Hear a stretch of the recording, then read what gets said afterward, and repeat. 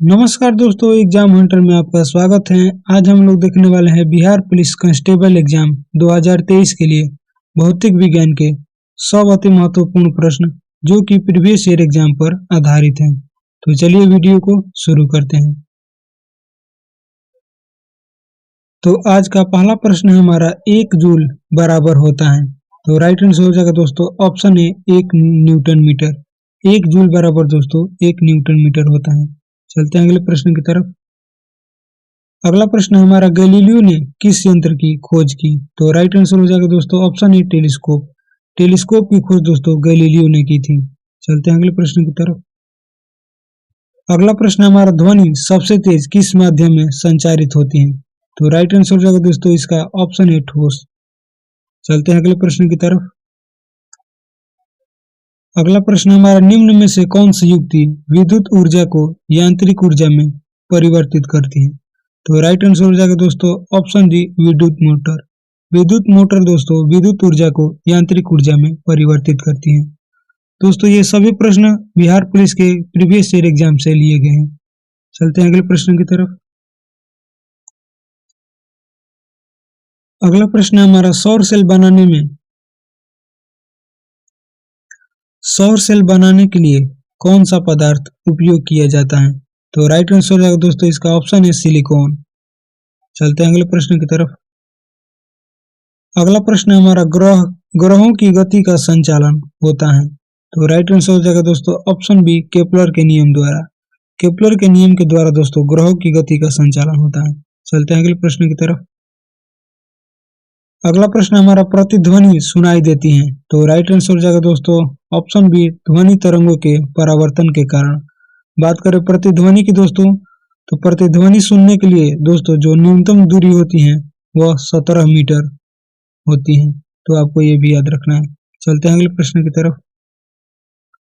अगला प्रश्न हमारा, हमारे सौर मंडल के किस ग्रह को लाल ग्रह के रूप में जाना जाता है? तो राइट आंसर हो जाएगा दोस्तों ऑप्शन सी मंगल ग्रह। चलते हैं अगले प्रश्न की तरफ। अगला प्रश्न हमारा, क्रिया बल एवं प्रतिक्रिया बल हमेशा लगते हैं। तो राइट आंसर हो जाएगा दोस्तों ऑप्शन डी अलग अलग वस्तुओं पर और विपरीत दिशाओं में। चलते हैं अगले प्रश्न की तरफ। अगला प्रश्न हमारा, एक विद्युत जनित्र बदलता है। तो राइट आंसर हो जाएगा दोस्तों ऑप्शन डी यांत्रिक ऊर्जा को विद्युत ऊर्जा में।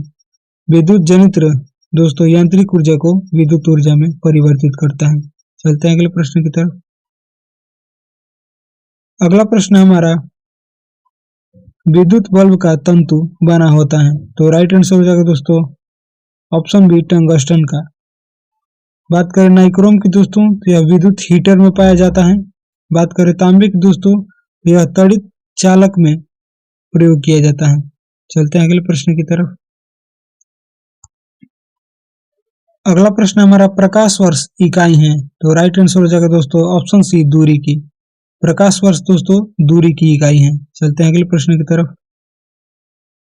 अगला प्रश्न हमारा, प्रकाश का सबसे अच्छा परावर्तक क्या है? तो राइट आंसर हो जाएगा दोस्तों ऑप्शन बी रजत।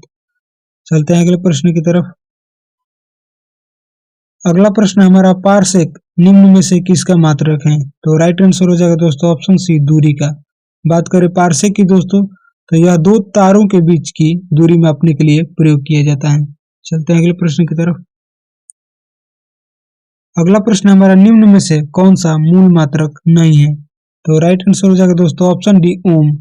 ओम दोस्तों मूल मात्रक नहीं है। बात करें ओम की दोस्तों, तो यह प्रतिरोध का सही मात्रक है। चलते हैं अगले प्रश्न की तरफ। अगला प्रश्न हमारा, तारे का रंग इंगित करता है। तो राइट आंसर हो जाएगा दोस्तों ऑप्शन सी ताप। तारे का रंग है दोस्तों वह ताप को इंगित करता है। चलते हैं अगले प्रश्न की तरफ। अगला प्रश्न हमारा, रॉकेट की कार्य प्रणाली किस सिद्धांत पर आधारित है? तो राइट आंसर हो जाएगा दोस्तों ऑप्शन ए संवेग के संरक्षण पर। संवेग के संरक्षण पर दोस्तों रॉकेट की कार्य प्रणाली आधारित है। चलते हैं अगले प्रश्न की तरफ। अगला प्रश्न हमारा, इंद्रधनुष के निर्माण का कारण है। तो राइट आंसर हो जाएगा दोस्तों इसका ऑप्शन है जल की बूंदों द्वारा सूर्य के प्रकाश का अपवर्तन एवं परावर्तन। चलते हैं अगले प्रश्न की तरफ। अगला प्रश्न हमारा फ्यूज तार की सर्वाधिक उपयुक्त विशेषता है। तो राइट आंसर हो जाएगा दोस्तों ऑप्शन डी उच्च गलनांक बिंदु। चलते हैं अगले प्रश्न की तरफ। अगला प्रश्न हमारा किलोवाट घंटा एक इकाई है। तो राइट आंसर हो जाएगा दोस्तों ऑप्शन डी विद्युत ऊर्जा का। विद्युत ऊर्जा का ये दोस्तों इकाई किलोवाट किलोवाट घंटा है। चलते हैं अगले प्रश्न की तरफ। अगला प्रश्न हमारा वह युक्ति जो रासायनिक ऊर्जा को विद्युतीय ऊर्जा में परिवर्तित करता है कहा जाता है। तो राइट आंसर हो जाएगा दोस्तों ऑप्शन है प्राथमिक सेल। प्राथमिक सेल दोस्तों रासायनिक ऊर्जा को विद्युतीय ऊर्जा में परिवर्तित करता है। चलते हैं अगले प्रश्न की तरफ।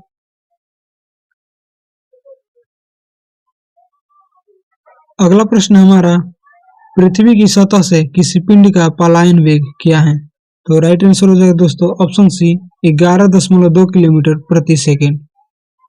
चलते हैं अगले प्रश्न की तरफ। अगला प्रश्न हमारा सूर्योदय एवं सूर्यास्त के समय सूर्य लालिमा युक्त प्रतीत होता है क्योंकि इसका कारण है। तो राइट आंसर हो जाएगा दोस्तों ऑप्शन है अधिक तरंगदैर्घ्य वाले प्रकाश का प्रकीर्णन। चलते हैं अगले प्रश्न की तरफ।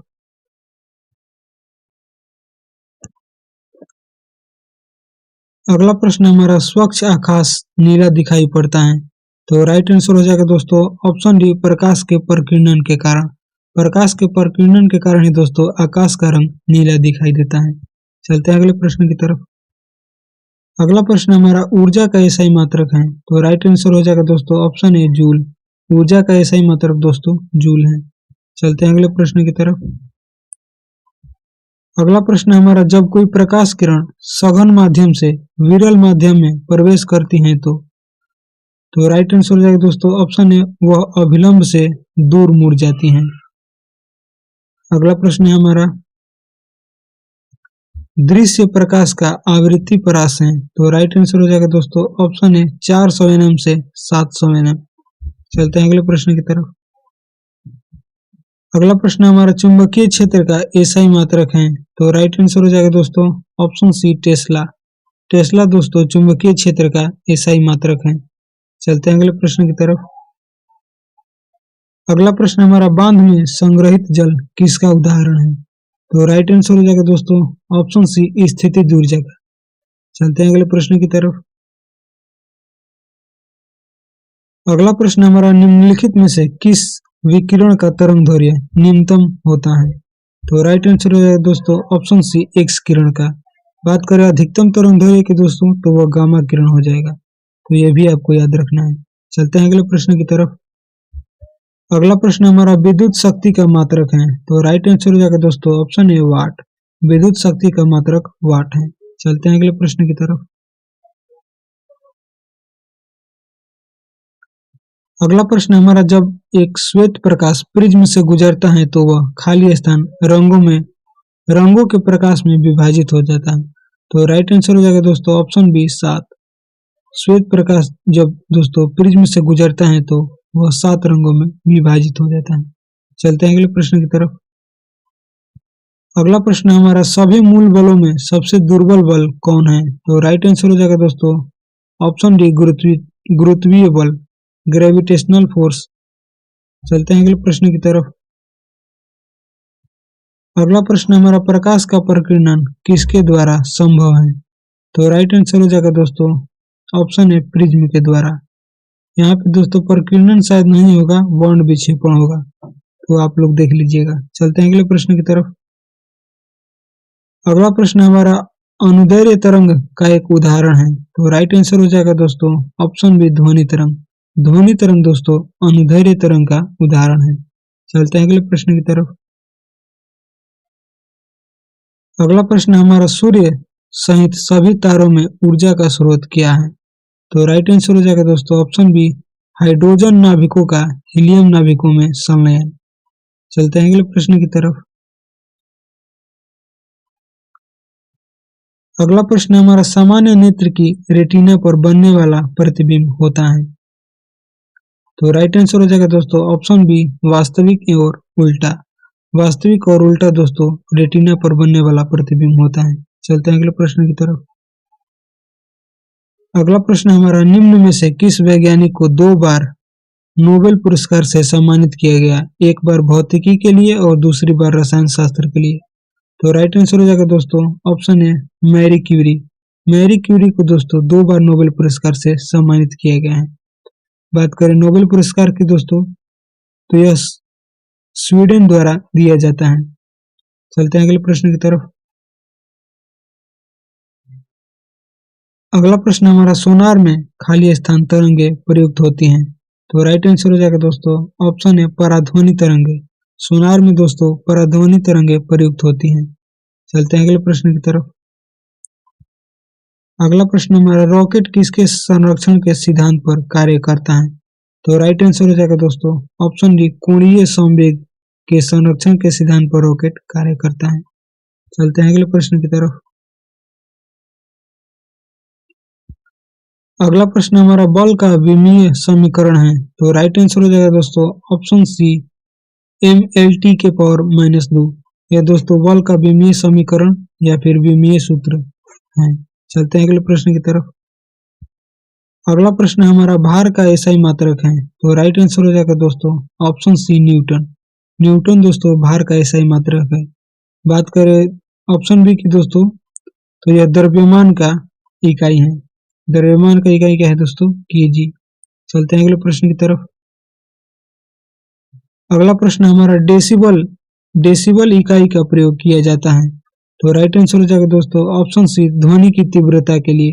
ध्वनि की तीव्रता मापने के लिए दोस्तों डेसिबल का प्रयोग किया जाता है। चलते हैं अगले प्रश्न की तरफ। अगला प्रश्न हमारा प्रकाश छोटे छोटे कणों से मिलकर बना होता है, जिसे कहते हैं? तो राइट आंसर हो जाएगा दोस्तों ऑप्शन डी फोटान। चलते हैं अगले प्रश्न की तरफ। अगला प्रश्न हमारा प्रकाश तरंग किस प्रकार की तरंग है? तो राइट आंसर हो जाएगा दोस्तों ऑप्शन सी उपरोक्त दोनों। प्रकाश तरंग है जो जो दोस्तों वो अनुप्रस्थ और अनुदैर्घ्य तरंग दोनों का उदाहरण है। चलते हैं अगले प्रश्न की तरफ। अगला प्रश्न हमारा जल में तैरना न्यूटन के किस नियम के द्वारा संभव है? तो राइट आंसर हो जाएगा दोस्तों ऑप्शन सी तृतीय नियम।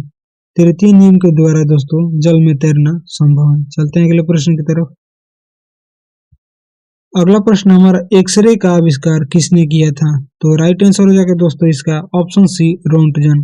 रोंटगन ने दोस्तों एक्सरे का आविष्कार किया था। बात करें मार्कोनी की दोस्तों, तो इन्होंने रेडियो का आविष्कार किया था। तो आपको ये भी याद रखना है। चलते हैं अगले प्रश्न की तरफ। अगला प्रश्न हमारा वर्षा की बूंदे गोल बन जाती हैं जिसका कारण जल का निम्नलिखित गुण है? तो राइट आंसर हो जाएगा दोस्तों ऑप्शन है पृष्ठ तनाव। पृष्ठ तनाव के कारण ही दोस्तों वर्षा की जो बूंदे होती हैं वो गोल रूप धारण कर लेती हैं। तो आपको याद रखना है। चलते हैं अगले प्रश्न की तरफ।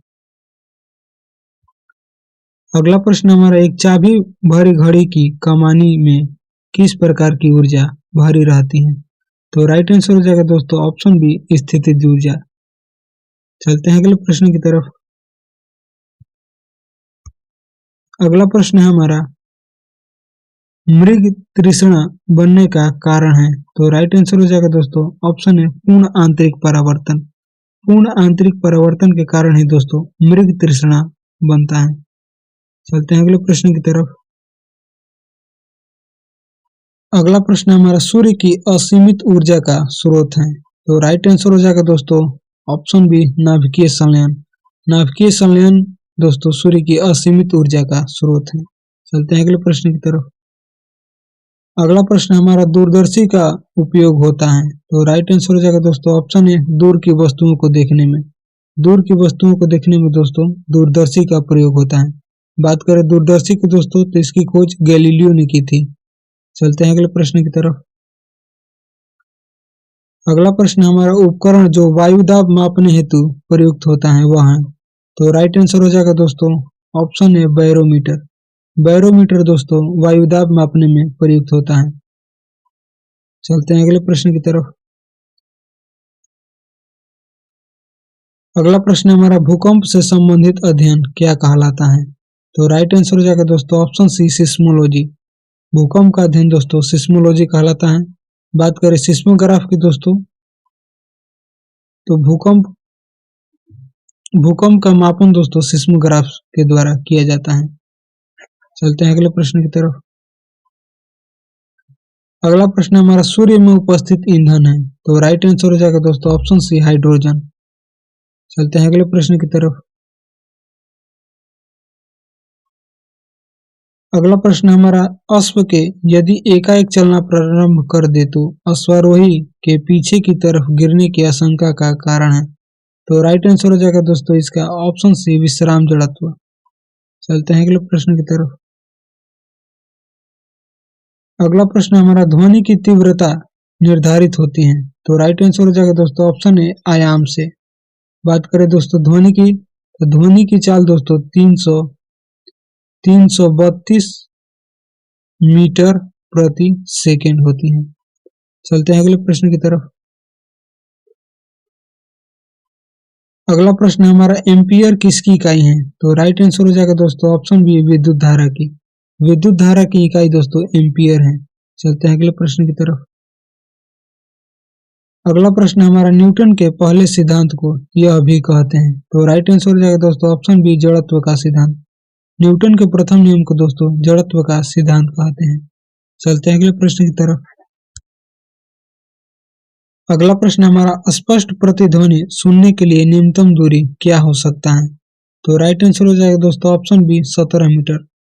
स्पष्ट प्रतिध्वनि सुनने के लिए दोस्तों न्यूनतम दूरी 17 मीटर होता है, तो आपको याद रखना है। चलते हैं अगले प्रश्न की तरफ। अगला प्रश्न हमारा विद्युत प्रतिरोध को मापने के लिए इकाई है, तो राइट आंसर हो जाएगा दोस्तों ऑप्शन बी ओम। विद्युत प्रतिरोध को दोस्तों मापने के लिए इकाई ओम है। चलते हैं अगले प्रश्न की तरफ। अगला प्रश्न हमारा घरों में विद्युत आपूर्ति की जाती है, तो राइट आंसर हो जाएगा दोस्तों ऑप्शन सी 220 वोल्ट प्रतिवर्ती धारा। प्रतिवर्ती धारा को दोस्तों एसी कहा जाता है, तो आपको याद रखना है। चलते हैं अगले प्रश्न की तरफ। अगला प्रश्न हमारा वॉशिंग मशीन का कार्य सिद्धांत है, तो राइट आंसर हो जाएगा दोस्तों ऑप्शन सी अपकेंद्रण। चलते हैं अगले प्रश्न की तरफ। अगला प्रश्न हमारा प्रतिवर्ती धारा को दिष्ट धारा में परिवर्तित करने वाली युक्ति को क्या कहते हैं, तो राइट आंसर हो जाएगा दोस्तों ऑप्शन ए रेक्टिफायर। रेक्टिफायर दोस्तों एसी करंट को डीसी करंट में परिवर्तित करती हैं, तो आपको याद रखना है। चलते हैं अगले प्रश्न की तरफ। अगला प्रश्न हमारा एंगस्ट्रॉम क्या मापता है, एंगस्ट्रॉम क्या मापता है, तो राइट आंसर हो जाएगा दोस्तों ऑप्शन ए तरंग दैर्ध्य। एंगस्ट्रॉम दोस्तों तरंग दैर्ध्य मापता है। चलते हैं अगले प्रश्न की तरफ। अगला प्रश्न हमारा निम्नलिखित में से कौन सी राशि सदिश नहीं है, तो राइट आंसर हो जाएगा दोस्तों ऑप्शन बी आयतन। आयतन दोस्तों सदिश राशि नहीं है। आयतन जो है दोस्तों यह एक अदिश राशि है। चलते हैं अगले प्रश्न की तरफ। अगला प्रश्न हमारा 1 हॉर्स पावर कितने वाट के बराबर होता है, तो राइट आंसर हो जाएगा दोस्तों ऑप्शन डी 746 वाट। 1 हॉर्स पावर दोस्तों 746 वाट के बराबर होता है। दोस्तों ये सभी प्रश्न बिहार पुलिस के किसी न किसी एग्जाम में पूछे गए हैं, तो आपको याद रखना है। सभी प्रश्न दोस्तों इम्पोर्टेंट हैं, इनके पूछे जाने की संभावना अधिक है। चलते हैं अगले प्रश्न की तरफ। अगला प्रश्न हमारा निम्न में से किस धातु की चालकता सबसे अधिक है, तो राइट आंसर हो जाएगा दोस्तों ऑप्शन बी चांदी। चांदी की दोस्तों चालकता सबसे अधिक है। बात करें तांबे की दोस्तों, तो तांबा तड़ित चालक बनाने में काम आता है। चलते हैं अगले प्रश्न की तरफ।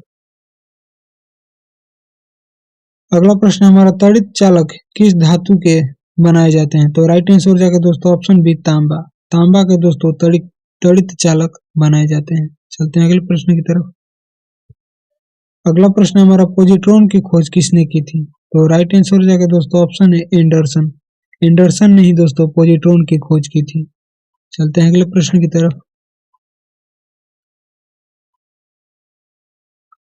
अगला प्रश्न हमारा तड़ित चालक का आविष्कार किसने किया, तो राइट आंसर हो जाएगा दोस्तों ऑप्शन सी बेंजामिन फ्रैंकलिन।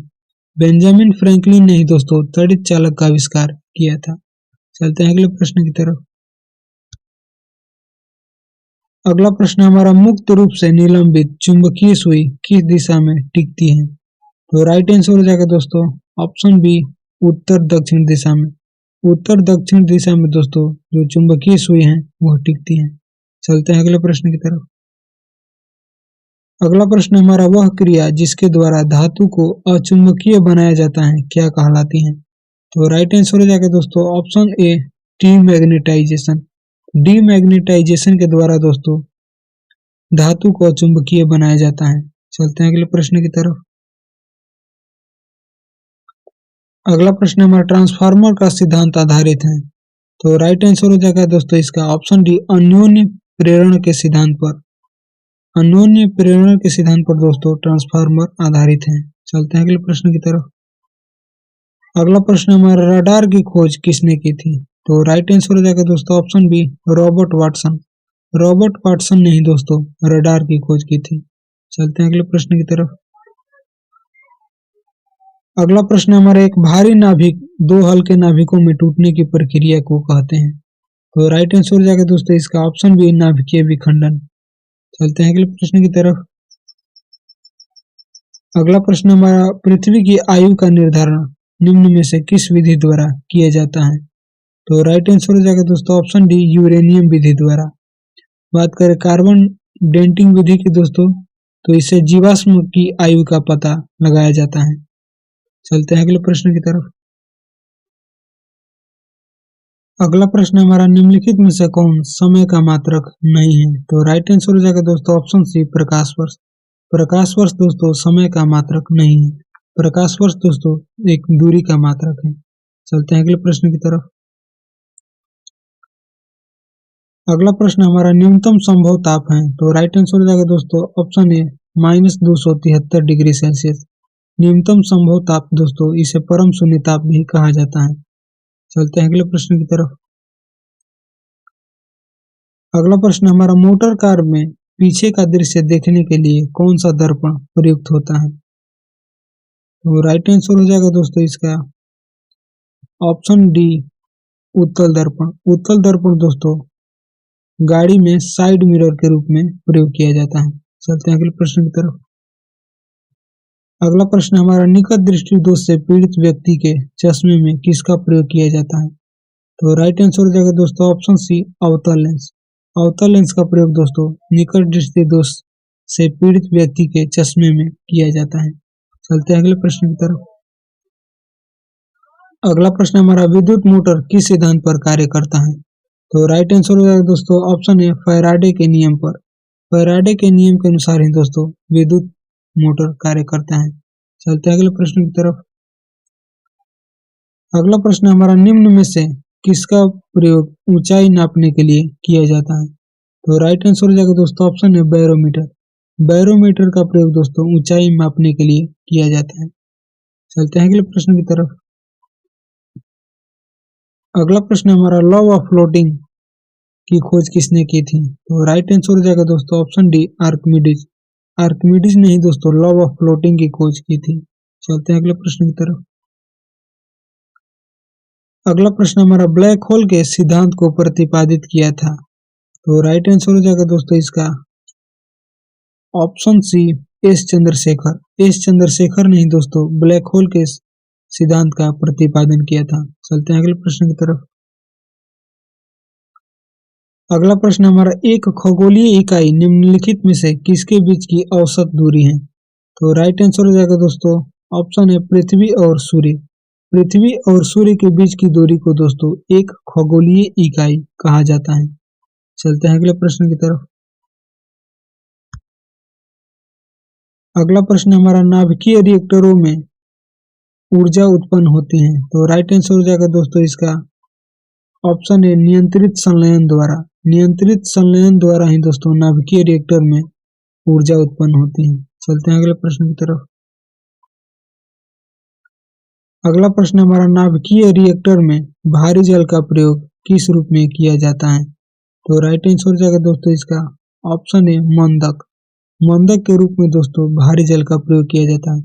बात करें भारी जल की दोस्तों तो इसका सूत्र होता है D2O। D2O सूत्र होता है दोस्तों इसका भारी जल का, तो आपको ये भी याद रखना है। चलते हैं अगले प्रश्न की तरफ। अगला प्रश्न हमारा एक आदर्श वोल्ट मीटर का प्रतिरोध होता है। तो राइट आंसर हो जाएगा दोस्तों ऑप्शन डी अनंत। आदर्श वोल्ट मीटर का प्रतिरोध दोस्तों अनंत होता है। चलते हैं अगले प्रश्न की तरफ। अगला प्रश्न हमारा धूप के चश्मे की क्षमता होती है। तो राइट आंसर हो जाएगा दोस्तों इसका ऑप्शन बी 0 डायोप्टर। धूप के चश्मे का दोस्तों जो पावर होता है वो 0 डायोप्टर होता है। चलते हैं अगले प्रश्न की तरफ। अगला प्रश्न हमारा पूर्ण आंतरिक परावर्तन होता है जब जाता है। तो राइट आंसर हो जाएगा दोस्तों इसका ऑप्शन ए हीरे से कांच में। चलते हैं अगले प्रश्न की तरफ। अगला प्रश्न हमारा हाइड्रोजन से भरा रबड़ का गुब्बारा वायु में ऊपर जाकर फट जाता है क्योंकि। तो राइट आंसर हो जाएगा दोस्तों ऑप्शन डी वायुदाब घट जाता है। चलते हैं अगले प्रश्न की तरफ। अगला प्रश्न हमारा दूरदृष्टि दोष निवारण के लिए काम में लिया जाता है। तो राइट आंसर हो जाएगा दोस्तों ऑप्शन सी उत्तल लेंस। उत्तल लेंस का प्रयोग दोस्तों दूर दृष्टि दोष के निवारण के लिए होता है। चलते हैं अगले प्रश्न की तरफ। अगला प्रश्न हमारा कैमरे में किस प्रकार का लेंस उपयोग में लिया जाता है। तो राइट आंसर हो जाएगा दोस्तों ऑप्शन है उत्तल लेंस। उत्तल लेंस का प्रयोग दोस्तों कैमरे में होता है। चलते हैं अगले प्रश्न की तरफ। अगला प्रश्न हमारा किसे प्राथमिक रंग कहा जाता है। तो राइट आंसर हो जाएगा दोस्तों इसका ऑप्शन बी नीला, हरा और लाल। नीला, हरा और लाल दोस्तों इन तीन रंगों को प्राथमिक रंग कहा जाता है। चलते हैं अगले प्रश्न की तरफ। अगला प्रश्न हमारा सबसे कम तरंगदैर्घ्य वाला प्रकाश है। तो राइट आंसर हो जाएगा दोस्तों इसका ऑप्शन डी बैगनी। बैगनी रंग का तरंगदैर्घ्य दोस्तों सबसे कम होता है। चलते हैं अगले प्रश्न की तरफ। अगला प्रश्न हमारा जब प्रकाश के लाल, हरा व नीला रंगों को समान अनुपात में मिलाया जाता है तो परिणामी रंग होगा। तो राइट आंसर हो जाएगा दोस्तों ऑप्शन बी सफेद। लाल, हरा और नीला रंग को जब समान अनुपात में मिलाया जाता है दोस्तों तो जो रंग बनता है वो सफेद होता है। चलते हैं अगले प्रश्न की तरफ। अगला प्रश्न हमारा दाढ़ी बनाने के लिए काम में लाया जाता है। तो राइट आंसर हो जाएगा दोस्तों इसका ऑप्शन ए अवतल दर्पण। अवतल दर्पण का प्रयोग दोस्तों दाढ़ी बनाने में होता है। चलते हैं अगले प्रश्न की तरफ। अगला प्रश्न हमारा खतरे के संकेत के लिए लाल प्रकाश का प्रयोग किया जाता है क्योंकि दोस्तों इसका प्रकीर्णन सबसे कम होता है। राइट आंसर हो जाएगा ऑप्शन है। चलते हैं अगले प्रश्न की तरफ। तो आज का आखिरी प्रश्न है हमारा दोस्तों चुंबकीय सुई किस तरफ संकेत करती है। तो राइट आंसर हो जाएगा दोस्तों ऑप्शन है उत्तर। चुंबकीय सुई जो दोस्तों हैं वो हमेशा नॉर्थ डायरेक्शन की तरफ संकेत करती हैं। तो मिलते हैं दोस्तों अगले वीडियो में। चलते हैं।